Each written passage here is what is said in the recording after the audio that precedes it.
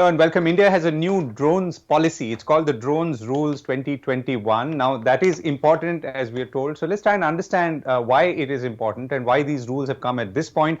Why do we need rules for drones at all? And what are drones? That could be a good point to start any discussion or any explainer. So, to discuss this, I'm joined by two industry experts and stalwarts, given that it is a new industry. Ankit Mehta, co-founder and CEO of Idea Forge Technology. They make drones and they work a lot on the defense side of drones, and that in itself will maybe provide a hint of an explanation of how drones are used. And Rahat Kulshrestha, founder and CEO of Quidditch, also president of the Drone Federation of India. Rahul's firm works more on the entertainment and the utility side. So when you see amazing shots in films, including in Bollywood, Rahul may be the guy behind them. So thank you both for joining me. Let me start off with that first question. What really are drones before we come to these new drones and what they can enable? Ankit, you want to go first?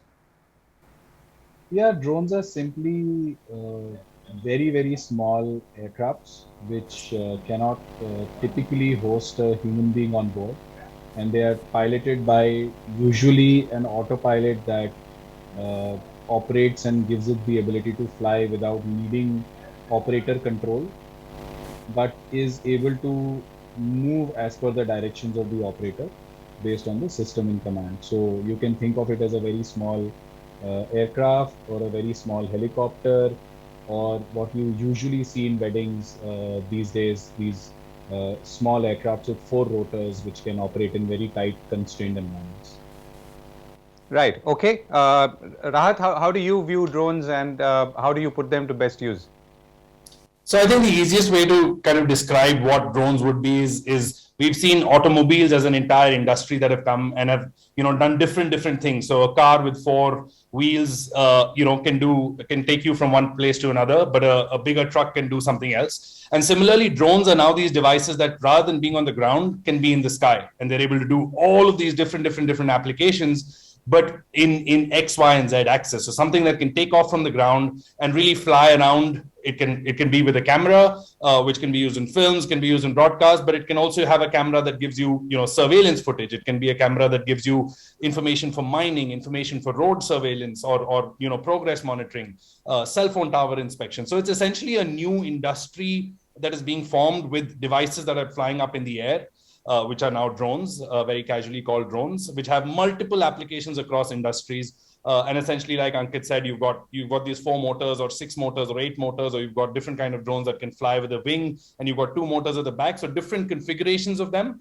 But essentially, one of the key aspects is that they're flying, they're aerial, and they're able to do some very exciting use cases. Right. And Ankit, so which brings us to the fact that drones go up in the air, and that invites obviously regulation, policy, oversight. So tell us about what was the situation before these new rules came in and what it is today. So we really need to track the policy all the way back from before 2014. Before 2014, there wasn't any restriction and the industry was very new. It was one of our early prototypes in 2009, which was part of the movie Three Idiots, which essentially sort of created buzz about drones in our country. And slowly, people started using these devices. When probably the use became a little bit more, the government came in first with a ban on all private use of drones. That was back in 2014. Then in 2014, after the ban, the government started working from near about 2016. The government actually started working on regulations and draft policies started to come out. When in 2018, the first civil aviation rules regarding drones were actually announced. Therein, India had come up with a very unique policy called no permissions, no takeoff, which implies that if the government central servers did not give the permission for the drone to take off, it would not be able to take off. From there, we started getting into operationalizing that regime. And there were a lot of bottlenecks because it was a slightly more involved task, and there were other areas like map release and all of that, which was not ready. So while this was taking time, there was a lot of clamor to improve upon the policy to make it a little bit more useful. But instead of improving the policy and removing the lacunae from the previous policy, in 2021, the draft that came in the beginning of the year actually made it even more complicated and cumbersome to actually comply with the rules. And there was a lot of industry backlash because of that. And the government listened to us, and they also realized that yes, probably the rules in 2021 were not likely to be implementable in a format that would make anyone's life easy. So they went back to the drawing board and have come up with a new policy, which is finally, opening up the sector in a manner which is rational and is going to allow us to, in future, build actual operational scenario based improvements in the policy rather than presumed risk cover that did not actually allow anything to take off and do any Right. meaningful operations legally. Right. So, and I'm going to come to the non-defense or military part. And Ankit, I understand that you are working on the military applications as well, and are likely to expand in that direction. So, tell us about that world and the rest of the drone application world, and how do these two worlds connect with each other or not? So drones are a dual-use device. They can obviously, particularly when you use them for surveillance or for load carrying, you can either use it for doing missions which involve getting imagery from it from when you're advancing in the enemy territory, or you're trying to protect the territory in your own domain. Like, for example, they are used in all the areas where insurgency is happening in the country. So that use is a very defense, homeland security kind of a use, which was not a part of regulations, and those areas, particularly the area which comes under the Defense Forces of India, was exempt from rules and regulations. However, the other side was put under regulations. Initially, it was not. Like I said, the 2014 ban only prevented private enterprises and individuals from using drones. But eventually, Homeland Security was brought under the cover. Then in 2020, it was taken out of the cover of the policy. And now again, it is back under the cover as far as Homeland Security is concerned. So it's been a little bit of a, merry-go-round as far as this area is concerned. Right, and we've got these visuals playing alongside, including from your own company, Ankit, so that gives people a sense on how these things look and how they fly on. Rahat, tell us about the kind of applications that you've been using, and considering that they are in the general commercial entertainment, maybe even leisure space, do these new policy rules may have an impact, and if so, how so? Sure. I think I cannot even begin to explain what a welcome change this new regulation has been, because so far, like Ankit said, we've been sitting in a place where since 2014 there's just been a complete uncertainty on what's going to happen in this entire industry. And that's a 7-year gap that we're talking about. It's been 7 years since Ankit and me have been talking about regulation and really seeing where it goes. Where today we are finally in a place where there is a regulation which will allow you to eventually now be able to fly and do these things legally. I think some of the applications that we've been working on have been very interesting. We work heavily in the broadcast and movie ecosystem, where essentially what the drone is being able to do is replace helicopters. Traditionally in film and media, to be able to get the nice wide shot when a film was starting off, to be able to give a context of a city or give a context of a particular location, or for a particular sports match, a helicopter would be brought in to be able to give you this wide expansive shot. Now suddenly you look at a drone which is maybe 1/100th of the cost, extremely easy to operate, doesn't require a takeoff and landing position, doesn't require a helipad to be able to give you exactly that. And it allows for these really dynamic and magnificent shots across cities and stadiums. So we're now covering sports across the globe with our drones to be able to give this beautiful view of all of these different stadiums.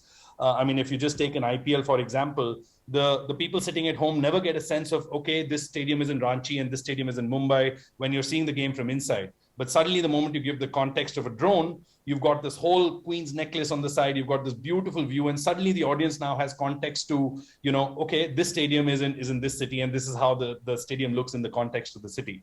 So I think that's a very, very, one small little use case of the overall how drones can be used. But that's how we've been using them, across. And do the new rules make things simpler? I'm assuming if you were, covering cricket matches and things like that, you would have got your permissions in any case. Sure. I mean, in the previous regime, it was extremely hard to be able to navigate the regulation, and the regulations themselves were quite restrictive, not just for the industry. What was interesting about them, that they were actually very restrictive for the regulators themselves. So when they say that, it's gone from 25 forms to 5 forms, it was hard for the industry to fill in 25 forms. But on the other end, somebody had to actually process those 25 forms and make sense of them, and make decisions based on all of that data, which actually wasn't really required. So what the new regulation has really done is really built it on a fundamental idea of trust, where the people that they're regulating it for is for people who are actually going to abide by the law, but just need the regulatory framework to do it in the right way, that they're not that mishaps are not happening.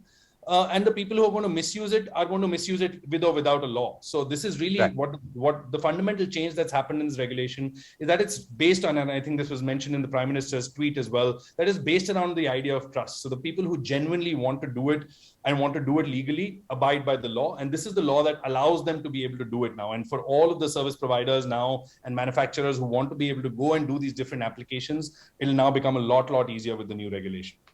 Right. Ankit, you gave an interesting example of Three Idiots, which, caused people to think about the very nature of education in this country itself, apart from the fact that it introduced this element of drones. So tell us about, as you look ahead now, with these rules and in general, what are the new applications that we can look at? What's the innovation ecosystem looking like? What could we expect? And should we expect from this new, the regulatory intervention as well as the force of technology? So the regulatory intervention has really allowed experimentation, has allowed for us to go into safe environments that are generally not crowded, not likely to cause anybody harm, and do whatever we feel like doing to that extent. Within the right restrictions and within the right controls, like you cannot actually mount a ammunition on board and or a weapon of war on board and do something, or even take hazardous chemicals or something like that in the air. So within those restrictions, I think it's a fair, logical way to look at it, right? I think two things will happen as an outcome of this policy. Number one, the use cases for which the need is real and urgent will scale rapidly, because last entire year has actually converted drones from being a good to have equipment to a must have equipment. If you remember the launch of Swamitwa scheme, where today even Idea Forge's drones are engaged in creating land records for all our rural population, those uses are only going to expand in a really fast manner. Similarly, the whole surveillance piece to monitor movement of people during lockdowns and those kind of emergencies again was something that really facilitated operations on ground by the forces and put them out of harm's way while that was happening. So these use cases scaled. Of course, defense side, I don't even need to say that what happened with China and what happened in Nagorno-Karabakh, that story is written, and there everybody knows that we cannot live without drones on that sector, right? But on the civil side now, what will happen is that because experimentation is possible, more use cases will get validated to the commercial level. For example, asset inspection will become validated at commercial level. You will be able to validate deliveries at a commercial level. You will be able to do them in remote areas without getting into regulatory logjams where probably you were not impacting anybody anyhow in that one sense, right? Other than creating a genuine impact on ground. You will see a lot of applications around spraying, a lot of applications around looking at in terms of sanitation, in terms of delivering medicines, delivering regular goods. But I do expect that a lot of it will happen in remote areas to begin with. And slowly, as we have these safety mechanisms cleared, like they mandate NP/NT for certain zones, they mandate remote identification and all of that, more and more urban use cases will further open up, which is where a lot of scale is also going to present itself as far as this domain is concerned. Right, and you mentioned delivery, so there's that near science fiction image, or rather visual, of a drone bringing a pizza or essentially an Amazon package to your home, particularly in dense cities like Mumbai. Is that now within reach? In some areas, it will become possible, remote areas, but as as long as it is happening in a region where it is not likely to impact a large crowd or near an airport or near a sensitive area, experimentation will begin. But whether it will become mainstream, a lot actually depends on the economics of the application itself. And I believe that the economics today is about an order of magnitude or two higher than the competition it has from movement on ground. So remote areas where there is a lot of support on funding by either government or other charitable organizations, it may be viable, but it really right now cannot compete with the movement on ground. The other Right. area I And that forgot to mention is actually agriculture, where there is going to be a huge impact, not just from spraying, but just precision agriculture, where imaging can be used to improve or reduce the amount of inputs we provide, like fertilizers and pesticides, onto a farm based on the evidence given by the imagery a drone does. So a lot of new and exciting use cases that ways will mushroom now, also in India, which were all experimented with in the rest of the world otherwise. right. And Rahat, what can you do now with these new rules, or what do these new rules allow you to do? And what are you thinking ahead, or how are you planning ahead? So I think the answer is actually in your question itself, that now we can actually plan. It's been a challenge so far to be able to plan for anything with an uncertainty in regulation for a business. What you really need today is to be able to say, okay, I can actually do these many number of projects, I can do these many number of films, or I can do these many number of mining, establishments. But the uncertainty involved so far with a lack of, a clear regulation caused a lot of our businesses like ours to not be able to plan and understand, how do you project, how do you figure what is my next best step, because will I be allowed to fly in that area, will I be able to do a certain kind of operation. So I think the key that is going to get unlocked in this whole thing is really around planning and projections, and really being able to scale up a lot of these opportunities. I think a lot of companies have been around now 5-6 years that have really built niche business models around, whether it's mining, whether it's road surveys, whether it's surveillance, whether it's media and entertainment. And I think all of those businesses now suddenly have an opportunity to be able to really expand across the country in a much larger way, because so far you were only being able to do the big projects because that only you could Right. get permissions for all of those. But suddenly you now will have an opportunity to be able to put the same technology in a lot more places, because the cost is constantly going to come down with competition coming Right. in. Right. And last two quick questions, Rahat. Let me, what about, recreational use? I mean, can I now use that drone? Because, there was always that fear that the police will come and catch you. Sure, absolutely. And I think the regulation has been simplified in a way that somebody who is an end user, who's not heavily looking at it from commercial application, can also just understand those 11 pages and really make sense of it, and make sure that they're not making the mistakes to get on the wrong side of the law. So if you're an operator who's trying to fly a drone that is really low weight, less than 250 grams, you have a very clear idea as to what to do as a nano drone operator, which is most of the people who are just buying it for recreational use. If you and it's really simplified in terms of for every level Right. of drone that you're buying, in terms of where you can fly, where you can't fly, and what you can do for hobby use versus commercial use. So it's really going to open Right. it up, And and anybody who's a social media creator or somebody who creates content outside will have access to be able to give these beautiful shots. right. And one quick hint is that before you read the rules, is that obviously you can't be flying anywhere near airports and such regions. So last question, Rahat, let me come back to you. How are we now different from, let's say, the best case drone regulations elsewhere in the world? And I mean, are there any key things that we have to do to catch up, if we have to catch up? So one of the key things that have happened as part of this regulation is that we have now come to a very close benchmark of what is happening across the globe.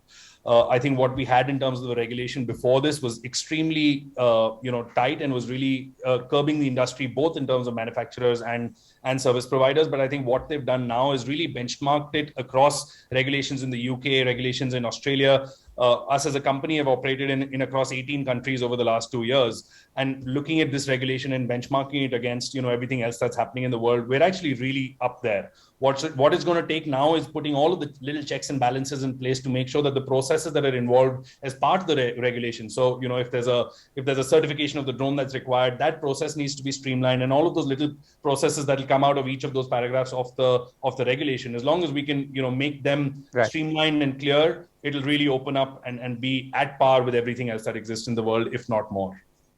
Right, and that's wonderful to hear and a wonderful note to end on. Ankit Mehta and Rahat Kulshrestha, thank you very, very much for joining me and all the very best, and hope to see you flying one of these days. Thank you. Thank you.